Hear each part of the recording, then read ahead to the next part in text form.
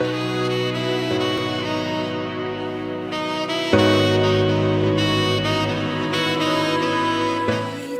for you to arrive again.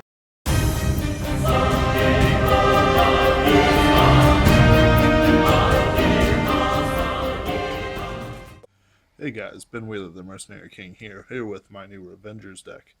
Well, it's not Revengers, well, let's rephrase that, with my new Shadow Paladin deck. I've been playing Revengers for so long, so long. These tired eyes have seen such wonders.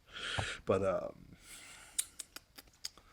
you know, just sort of made something new with the Legend deck. Some really nice arts came out, and so I just wanted to, really give them a go, as well as the fact that I was kind of tired of Avengers, and I wanted to try something different for a change. Anyway, so here is my trigger lineup: 8 crit, 4 draw, Howl best crit because it goes in the soul for a plus 3k. Also, it's really easy to pay for Blaster Dark Diablo's ability with him. And 4 heals. All of them chosen to be the best art. My starter is Full Bow Brave. Why? Because I'm running Break Ride, and he summons out a grade 3 blaster. So basically what I do is I ride Mordred. I stride. Let me get my strides out. Whoa. I decided to try putting him in this box because it's too small for any of my normal decks. Whoa. I stride, Grim Recruiter usually. He's always first. Because, Blaster Diablo. PBD is a little bit too precious to waste on the first attack. I can also do this guy. Dragula Revenant. I'll talk about him earlier. And then summon out of Blaster Dark Diablo for Counterblast 1, so that I'm ready to stride Break Ride next turn.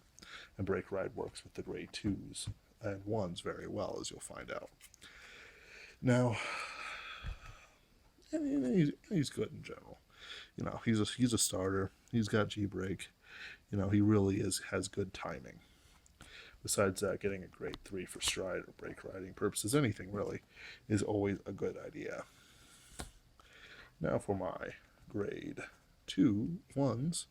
I've got 2 Blackwing Swordbreakers. They can be summoned out from the deck to Soul Blast a card, draw a card. Most people who do that is this. I oftentimes summon it behind the Vanguard and then eat it for something. Tar 2 can't do it because she summons out Revengers. But Mordred can for an 11k booster, which I don't know why you would have, but you can do it. It would turn a Dorant Column into 22k. 3 Sharp Point Revenger Shadowlancer. Now these are actually the only 3 besides the Break Ride. The Perfect Shield. But you should never do this for the Perfect Shield. He's the only one who can be summoned out by Tar2. And what he does is you drop a grade 3 Shadow Paladin, and you can draw a Mordred Phantom. Now, usually I can use him in any number of regards. Let's say that I want to really Break Ride with, Mordred, Break Ride first and then BDD. I can discard a BD, play him, discard a BDD, get a Mordred, do it, stride, full bow for another BDD. This deck really slims out the deck in interesting ways. Then finally 4 Cloudus. For Perfect Shields. Revengers because I can. He's G-Break 1 during your turn. In other words, later. If you have a grade 3 or greater Vanguard, including Phantom Blaster Diablo. Vanguard with Blaster in the card name. This one gets plus 2k. And it gets another plus 2k when it boosts a Dorant. He's good. His art is fantastic. Personally, I'm okay with having a mixture of just like one shiny. Now you may ask me, why don't I do Darkheart, Trumpeter, or whatever his name is? I would then have to take out these guys. And I don't want to do that because then I lose synergy with my Mordred Phantoms, as well as my Tar2s, which is, I might as well talk about Tar2. Tar 2 is, if you have a Shadow Paladin Vanguard, Counterblast 2 and summon out a grade 1 Revenger. So you can be on BDD or whoever and still do it. As well as the fact that summoning this guy out allows you to thin the decks of your grade 3s. So you can actually remove 4 mini grade 3s from the deck early game and have Stride a fodder until BDD skill goes off, as well as Break Ride as often as necessary. Helping that also is Dark Knight Maiden Maka. When this is boosted and it attacks a Vanguard, Counterblast 1, search out a grade 1 summon. There are no bad choices except perfect shields. But, there's no bad choices. You've got Dorrant behind a Cloudus, a Sharp Point, Revenger, Shadow Lancer, if you need another grade 3 to hand, just any number of things. Or you want to switch to grade 3 you have, a lot of good choices during attack step. So sometimes what you can do is you can summon out a Blackwing Swordbreaker behind your Vanguard and then kill it for PBD, which is hilarious. PDDDDD. That's how I'll say it. Then I have 4 Dorrants during your turn. If you have a grade 3 or greater Vanguard with last in the card name, including the Stride, this unit gets plus 2k. And when it's boosted by a Cloudus, unflip a card from your damage zone. Yep, you have to attack a Vanguard though. So basically, this is a 1, 2, 3, 6, 22k column. Now here's a fun little tidbit. Let's say you Break Ride. Boom. Counterblast 1, you summon out a Dorrant. That's a 27k column, plus any triggers that you decide to give it. That flips damage. It's wunderbar. And there's things like this guy who kills things. And even when you don't stride, as long as you have this guy, you're good. What does it work best with? It really does work best with Grim Recruiter, BBD, DD, BBD, DD. This guy not so much. I don't like him. This guy can't really work with him, but he can sort of be paid for his ability. No, he can't. You have to kill a Revenger. So you kill a Tar 2. Kill a Tar 2, summon out, a grade 1 or less. Plus 3k to it. Does it have to be a Revenger? Yes. So, your Sharp Point Lancer. This doesn't really apply. Tangents. The point is that 27k ain't nothing to shuffle with. And I think people are really missing out with the stuff that Mordred gives to Blaster Dark Diablo, Jambe. Mordred is one of the best cards Break Rides ever made, and even PBD is only barely more OP than him. They gave PBD an ability to summon out a blaster into your hand to Break Ride the next turn. I mean, they really tried to make it more OP than this, because to summon something out can give your Vanguard plus 10k and get a nice column on one side is fantastic.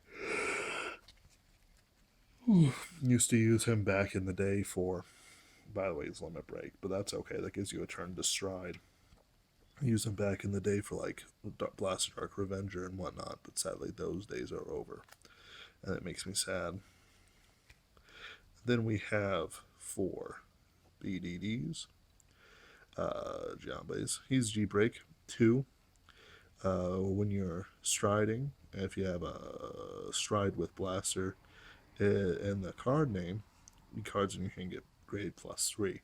So actually he works really well with this guy. And you can stride him again basically for free. Oh, well, for -1, but any one card you want. Now, I'm probably going to see if I can get my hands on an Aura Geyser pair or something when set 3 comes out, just to increase this and so I can constantly do it for free twice. But it ain't bad. And during your turn, when you ride Phantom Blaster, Dark Dragon, Phantom Blast, or Diablo. Choose one of your opponent's rearguards and retire it. This is fun because people forget this ability. And it's on them. Partly because PBD, if you can't kill enough stuff, you can't guard. Now the secret to BDD is to, guard early, take one to the face, and then start punishing them for their hubris. You might say, but man, what if I'm at high damage? Then you pay the cost, Kinini. Overall, good art. Slightly underwhelming. Honestly, it doesn't feel as powerful as PBA or a lot of other things, but I think with the break ride, I've really made it work. A bit more threatening than the average, average combination. So, let's talk about strides. First off, I'll always stride if I can Grim Recruiter. He is, when this unit hits a Vanguard, search for a grade 1. Search for a Swordbreaker, Dorrant, anything you need. This is a toolbox deck. Get your tools out, get your things arrayed. Now, here is actually a couple spaces I'll replace with Aura Geysers when they come out. He's Dark Knight, Ivan Sane. And what he does is choose one of your rearguards and retire it. When this unit is placed on Vanguard, you may pay the cost. If you do plus 7k, and if it hits, retire. Your opponent hits a card, choose one of your opponent's rearguard and retire it. It's not worth killing your own for an on-hit retire late in the game. You're really better off playing this guy. However, if you don't have this guy, play him, he's fine. He could do worse. Then finally, True Revenger, Dragula Revenant. He's better in a Revenger deck, obviously. Like, say, Raging Form, which, by the way, would be ungodly with this deck. But what he does is you kill a Revenger and you summon a grade 1 or less card with Revenger in the name called the Rearguard and plus 3k. I feel he's a little over-restricted to be good, like at least worth what he is, but he's still very good. And I think we'll see more of him for pure Revenger decks. PBA probably will see him more because he's a Revenger, isn't he? Which is hideous. Okay. So finally, the true star of the deck is Dark Dragon, Phantom Blast, or Diablo, the thing I refer to as DD, Counterblast one and flip over one of themselves. So it's face up. This unit gets plus 10k and a crit. By the way, they can cock this up and forget to pay the cost, and then you just laugh at them. Choose 3 of your unit own your rearguards and retire it. You can blunt the cost with cards like Karen, but again, I didn't feel that I wanted to work with Phantom with Mordred, and I had to make sacrifices. Retire it. Your opponent has to choose 2 of his rearguards and retire them. If they cannot, they have to call all their guards through the cannot call cards from the hand to the rearguard circle. He's pretty powerful.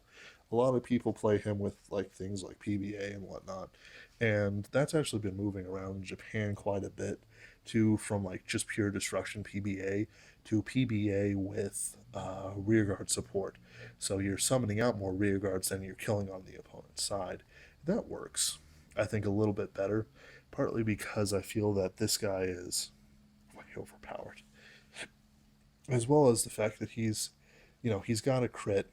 I really felt that he would have been just perfect without a crit, but then again, this guy's supposed to end the game for you. However, you kill 2 of your own units and your perfect guard is a -4. However, winning the game next turn because the guy just ate 3 of his rearguards, is a potential. Partly because even though Shadow Paladins do pull out stuff onto the deck, and they don't spend stuff from hand, they still have to spend stuff from hand somehow to get things onto the deck.